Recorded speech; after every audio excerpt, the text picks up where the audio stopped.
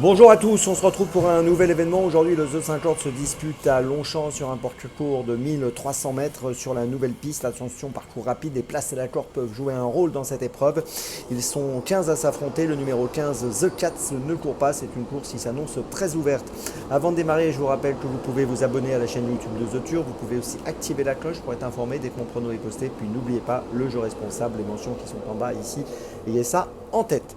Allez, on y va. Et en tête, écoutez, je vous propose de suivre le numéro 7, Ali. Ali qui vient de finir 5ème du prix de Marly, qui est vraiment une course de référence pour étudier cette épreuve. C'était sur 1300 mètres le 18 avril donc à Longchamp. Sur ces 6 courses, il a terminé 5 fois dans les 5, donc c'est plutôt un concurrent sérieux. Il est perfectible. L'autre jour, j'ai bien aimé sa fin de course et je pense qu'aujourd'hui, si tout se passe bien, avec un numéro 9 dans les salles de départ, qui est un numéro un peu à l'extérieur mais qui reste correct, il est capable de jouer un premier rôle. En deuxième position, j'ai placé le numéro 9, Spécial. Alors Spécial vient de gagner à Longchamp le 18 avril dernier. On peut noter qu'elle avait gagné un handicap deuxième épreuve. Elle a été remontée de 3 kg sur l'échelle des poids suite à ce succès. Sur ses 6 dernières courses, elle a fini 5 fois dans les 5. Elle a le numéro 3 dans les stalles de départ. C'est plutôt un atout. Je pense qu'elle est capable, même avec cette surcharge, de faire l'arrivée en montant de catégorie. En troisième position, j'ai placé le numéro 13, Place to Be, qui a fini 9ème du prix de Marly, la fameuse course de référence. Ce jour-là, il a été enfermé dans cette course, donc il faut oublier un peu ce classement qui ne représente pas vraiment ses vraies capacités. Il aura le numéro 2 dans les salles de départ. Il a bien couru à Salon de Provence au début du mois d'avril. Je pense que c'est intéressant de le placer assez haut dans une combinaison. En quatrième position, j'ai placé le numéro 2, On y croit, qui va participer à son premier handicap. Il a fini 3ème à Deauville le 10 avril sur 1400 mètres. Deuxième moment le 11 mars, toujours sur 1400 mètres. 5 courses, 5 fois dans les 3. Il a le 8 dans les stalles. On est obligé de le garder au moins pour une place.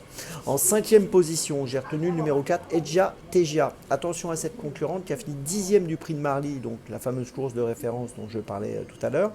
Et ce jour-là, elle a échoué, mais le terrain était trop lourd pour elle. Elle va retrouver une surface qu'elle apprécie plus, un terrain moins lourd.